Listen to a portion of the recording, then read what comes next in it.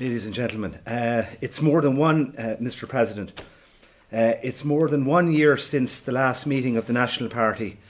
that was held here in Galway, and it's a great pleasure to be back in the City of the Tribes. As I said at our meeting in Cork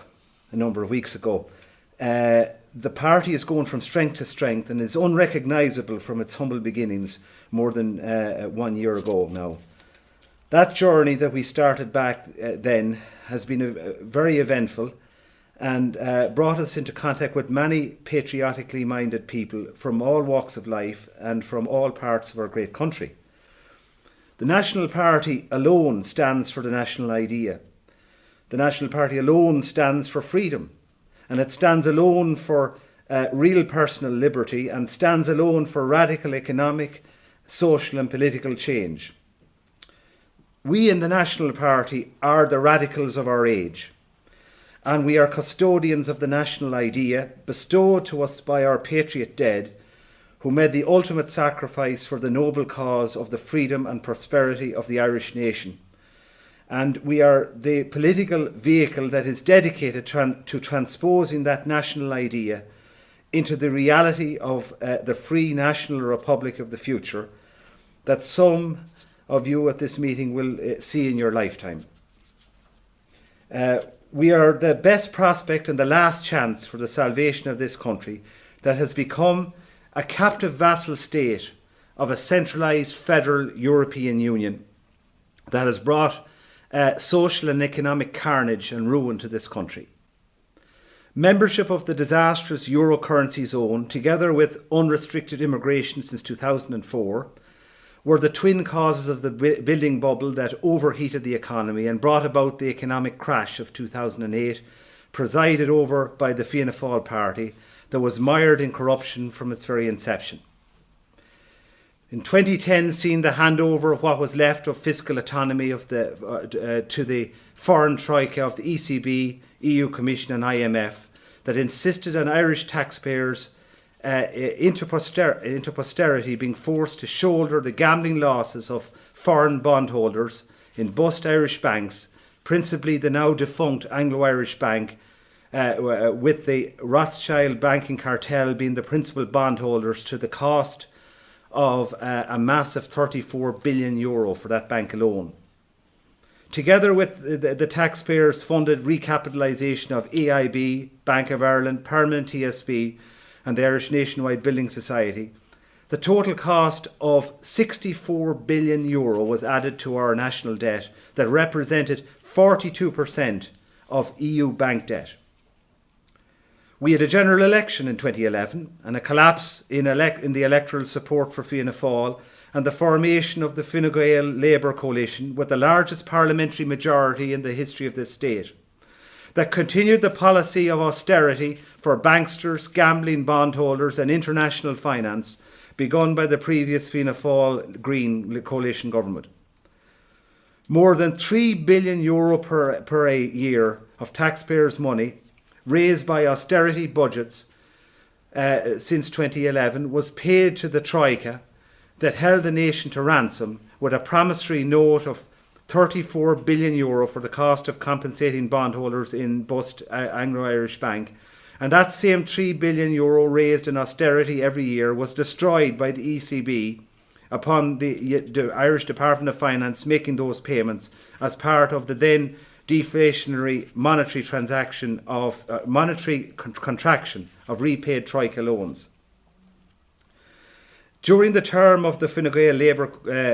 government, the promissory note became the promissory bond, and our nation's annual tribute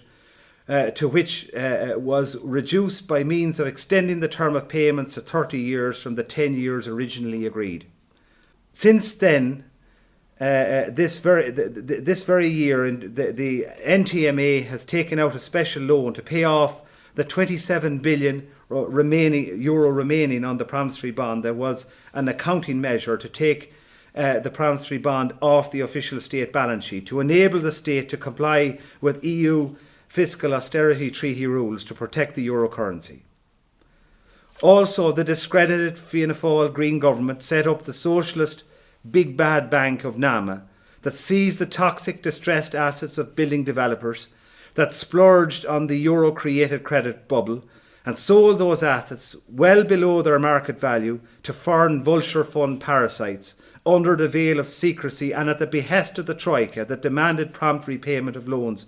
provided to indemnify the gambling bondholders in our bus banks.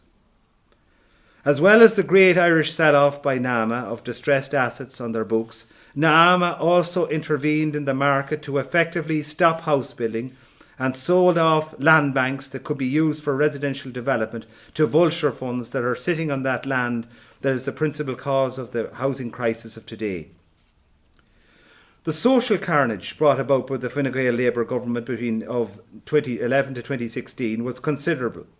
with the so-called legislation for abortion in the 2013 Destruction of Life During Pregnancy Act and the homosexual so-called marriage amendment that was passed in a referendum in 2015.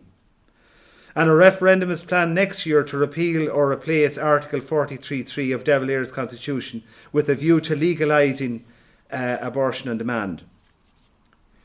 Also, the EU policy of unrestricted immigration into this country since 2004 has continued unabated, with our country becoming a dumping ground for foreign criminals and a breeding ground for radicalised Islamist cells that have been imported into this country. Mass immigration has transformed the social landscape of this country, destroying the homogeneity and unique character of our nation that has put a heavy economic strain on the indigenous taxpayers of the country and on housing and health services. Family farming is on death row, with only 6% of farmers being under 35 years of age, working the land in an environment where they are price takers rather than price makers for less than the cost of production, without profit because of the EU cheap food policy and the common agricultural poverty. When we joined the EEC in 1973, we had 300,000 full-time farmers compared with 125,000 today, and only 30,000 of whom are full-time. This week's budget was a further example of an austerity-embedded economic culture where corporate welfarism reigns supreme. The national economy is firmly enmeshed in the tentacles of the debt system, with the national debt now running at €206 billion and a further private debt of the national community at another whopping €200 billion.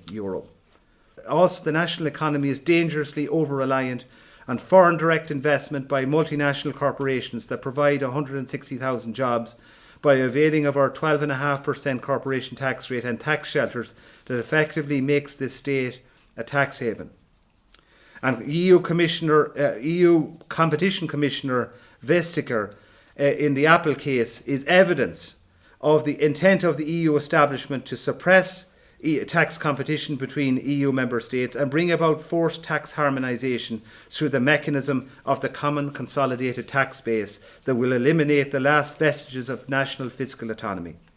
I could go on and on with my list, but only for the purpose of underlining the paramount importance of the task which we collectively undertake to ensure the future of this country must be a national future.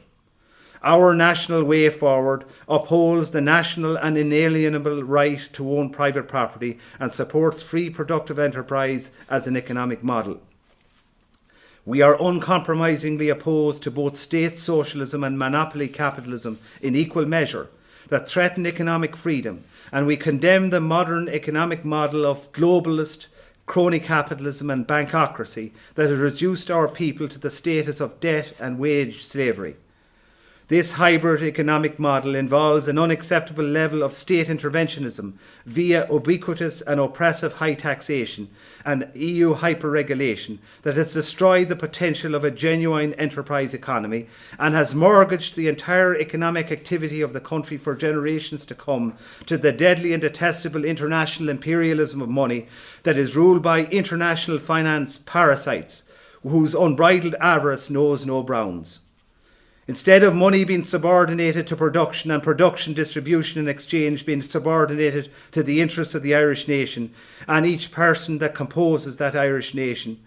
The reverse is the case, where people and our great nation are subordinated to production, and production, distribution and exchange are subordinated to the interests of parasitic international finance capitalism.